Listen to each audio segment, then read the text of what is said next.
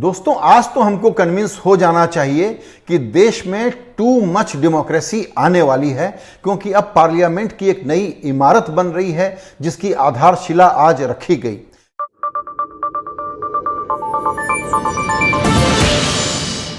किस विवाद के तहत रखी गई? जबकि सुप्रीम कोर्ट ने कहा कि ठीक है, आप भूमि पूजा तो कर लीजिए, लेकिन यहां पर अभी कोई कंस्ट्रक्शन मत कीजिएगा। जाहिर है कि भूमि पूजा को सुप्रीम कोर्ट ने नहीं रोका, जिस पर आलोचकों को और विपक्षियों को जो आपत्ति है वो ये है कि अभी की बहुत सारी मुसीबतों के बीच में सरकारी खजाने का ये खर्चा क्यों? खजाने के खर्चे को लेकर के मैं चिंतित नहीं हूं, क्योंकि मेरी शिकायत हमेशा से रही है कि भारत में जिस लेवल के बड़े बड़े सार्वजनिक वास्तु निर्माण होने चाहिए वो नहीं हुए हैं, और उनको होने चाहिए, इसमें कोई बुराई नहीं है। लेकिन मुझे इस बात को लेकर के हमेशा एक पहली मन में रही कि ज्यादा बड़ी चर्चा यह होनी चाहिए कि नई संसद और सेंट्रल विस्टा के पीछे डेमोक्रेसी का नया आर्किटेक्चर क्या होने जा रहा है, उसकी क्या तैयारी है। जबकि विवाद और फोकस पर्यावरण पर रहा, फोकस खर्चे पर रहा, फोकस इस पर रहा कि वो पब्लिक स्पेस अब वहां से पब्लिक के हाथ से बाहर तो नहीं निकल जाएगा, वगैरह वगैरह। अब सबसे पहले समझते हैं मेरे लिए महत्वपूर्ण मुद्दा क्या था, जिसकी आज थोड़ी सी सफाई आई सामने, जब हरदीप सिंह पुरी ने खुद ये बताया कि लोकसभा अध्यक्ष ने यह भी ध्यान रखा है कि 2022 तक संसद का ये नया भवन बनेगा, लेकिन 2026 में जब डीलिमिटेशन की एक्सरसाइज शुरू होगी, यानी अभी जो 543 सांसदों की लोकसभा है उसकी संख्या बढ़ेगी, राज्यसभा के सांसदों की संख्या बढ़ेगी, क्योंकि आबादी के अनुसार डीलिमिटेशन का काम 2026 तक न हो, यह संविधान में संशोधन 1976 में आया था। लेकिन अब आगे चल करके 2026 के बाद यह जरूरी होगा कि भारत में लोकसभा क्षेत्रों का पुनर्सीमन हो और आबादी के अनुपात के आधार पर, आबादी के आधार पर वहां पर जनप्रतिनिधित्व होना चाहिए। थंब रूल होगा 10 लाख पर एक सांसद।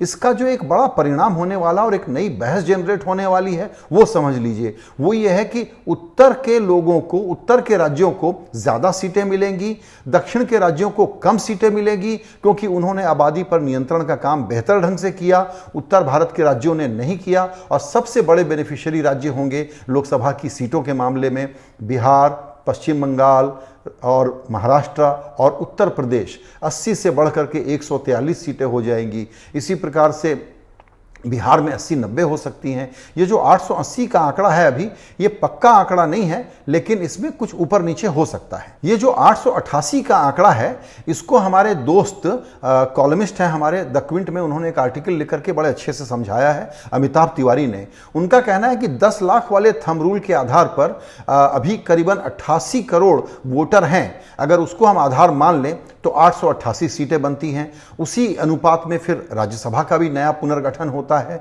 और 1272 का इंतजाम होगा। अगर ज्वाइंट सेशन होना हो तो इतना बड़ा एक सेंट्रल हॉल उसमें बन रहा होगा, ज्वाइंट सेशन वहां पर बुलाया जा सकता है। तो ये प्रबंध है।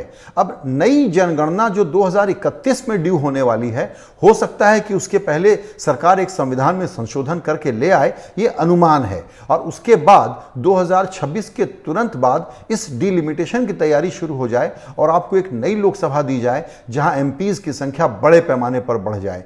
यहां पर इस विवाद को देखना होगा कि राजनीतिक पार्टियां किस तरीके से हैंडल करती हैं, और ये साउथ वर्सेस नॉर्थ का मसला नहीं बनता है। कुछ राज्यों में सीटें सेम रहेंगी, कुछ राज्यों में बहुत ज़्यादा बढ़ेंगी, कुछ राज्यों में कम बढ़ेंगी।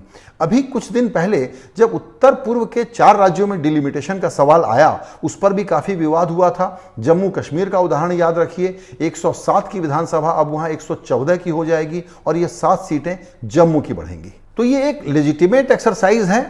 इस पर हमको ये लगता है कि पब्लिक में बहुत बहस होनी चाहिए, बहुत जानकारी दी जानी चाहिए, लोगों को अवेयर किया जाना चाहिए, क्योंकि बहुत सारे लोग इनरोल्ड भी नहीं है वोटर के तौर पर। यह भी एक सर्वे सामने आया था, एक रिसर्च सामने आया था, जहां पता लगा कि सिर्फ आबादी का सवाल नहीं है, क्योंकि वोटर इनरोलमेंट कम है, इसलिए भी अनुपात के आधार पर जनप्रतिनिधित्व का संतुलन भारत में अभी स्टैब्लिश नहीं हो पाया है। बिल्कुल 21वीं सदी के भारत के लिए एक नई संसद, एक नया भवन और बहुत सारे नए सांसदों को लेकर के कोई इशू नहीं हो सकता, लेकिन कोई रूलिंग पार्टी इसका मिसयूज तो नहीं करेगी, ये बात विपक्ष को लगता है। ये बात विपक्ष को इसलिए लगती है क्योंकि मान लीजिए कि आपको कोई कंस्टिट्यूएंसी सूट नहीं करती और आप वहां हारते हैं, तो उसकी आप टेलरिंग जो है, उसका जो कतर ब्यौत है आप इस तरीके से करते हैं कि जहां आपके खिलाफ पड़ने वाले वोटों को डाइल्यूट करने के लिए किसी और मजबूत इलाके में मिला दिया जाए। इस तरह की बातें और विवाद पहले भारत में कई बार हुए हैं। इसीलिए हम सोचते हैं कि इस पर पब्लिक डिबेट बहुत होनी चाहिए और बिना बहुत ज़्यादा चर्चा और अवेयरनेस के इस प्रकार की एक्सरसाइज अगर की जाए तो वो लोकतंत्र के बारे में कहने को लग सकता है कि ये लोकतंत्र हेल्दी और मजबूत और विशाल हो रहा है, लेकिन उसमें कमजोरियां भी रह सकती हैं। विपक्ष या आलोचक या बहुत सारे तटस्थ लोग ये राय रखते हैं कि बड़ी इमारत से क्या होगा। असल बात यह है कि लोकतांत्रिक संस्थाएं मजबूत हो रही हैं या नहीं, और उसको लेकर के देश में बहुत सारे बड़े बड़े सवाल हैं, उनको एड्रेस करने की जरूरत है। थोड़ा विषयांतर करते हैं और ये बताने की कोशिश करते हैं आपको, जब मैंने कहा कि मैं तो बड़ी इमारतों का पक्षधर हूं, क्योंकि भारत में दरअसल आप देखेंगे तो अंग्रेजों के बनाए हुए और उसके बाद थोड़ा बहुत बड़ा सार्वजनिक निर्माण हुआ। अगर एक बड़ा निर्माण हुआ तो वो गांधीनगर में मोदी जी ने ही किया, जब उन्होंने एक बहुत बड़ा हॉल बनाया, महात्मा मंदिर, जो हमारे विज्ञान भवन से बेहतर है। मायावती ने एक बहुत बड़े एम्बिशियस स्ट्रक्चर का निर्माण करके जरूर दिखाया लखनऊ में और नोएडा में। इसके अलावा भारत सरकार ने कोई बहुत बड़े निर्माण किए हों ऐसा हमको दिखलाई नहीं पड़ता है। जहां तक मेरी जानकारी है, और आप लोग कमेंट बॉक्स में मेरी जानकारी बढ़ा भी सकते हैं, वो ये है कि जो भारत सरकार ने एक सबसे अच्छा बड़ा भवन निर्माण किया है वो दरअसल जापान में भारत का दूतावास है, और वहां पर जापानी और भारतीय शिल्प कला, वास्तुकला का ध्यान रखते हुए एक बड़ी शानदार इमारत बनाई गई है।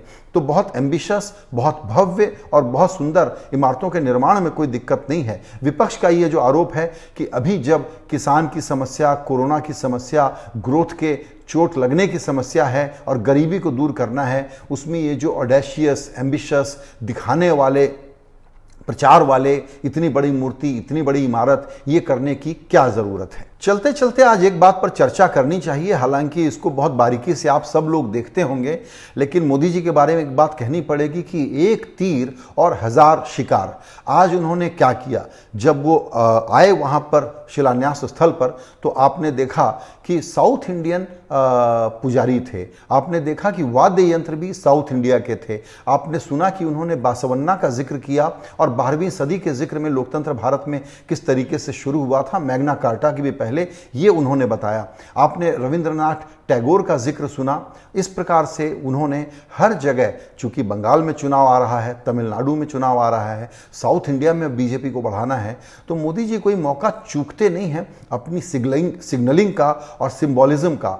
आज बहुत सारे फ्रेम ऐसे थे जिसमें आपको सरदार जी नजर आ रहे थे। इस कार्यक्रम में हरदीप सिंह पुरी ने तो अपना भाषण रखा ही, जो कि वो नगर विकास मंत्री के नाते रख रहे थे, लेकिन प्रधानमंत्री मनमोहन सिंह की शुभकामना, किसान नेता पूर्व प्रधानमंत्री देवेगौड़ा की शुभकामना का संदेश, उसका जिक्र हरिवंश ने किया आज के कार्यक्रम में। इसी प्रकार आपने देखा कि सर्वधर्म सभा में खास करके जो सिख पंथ से जुड़ा हुआ भजन था, उसके लिए एक विशेष व्यवस्था की गई थी। इस प्रकार कोई मौका वो चूकते नहीं कि वोटर को अपील किया जाए। चूंकि ये किसान का आंदोलन चल रहा है जो पंजाब से संचालित है, इसीलिए सिग्नलिंग भी देखने लायक थी। अंत में तो यही कहना है कि भारत की वास्तविक प्रगति और प्रतीकात्मक प्रगति, इन दोनों में एक फर्क है। तो too much ambitious building, construction, स्मारक, ये सब तो ठीक है, टू मच डेमोक्रेसी के ये सिंबल तो ठीक हैं, लेकिन टू मच डेमोक्रेटिक स्पिरिट ज़्यादा ज़रूरी चीज़ है, ज़्यादा बलवान चीज़ है। इसका हमको ख्याल रखना चाहिए।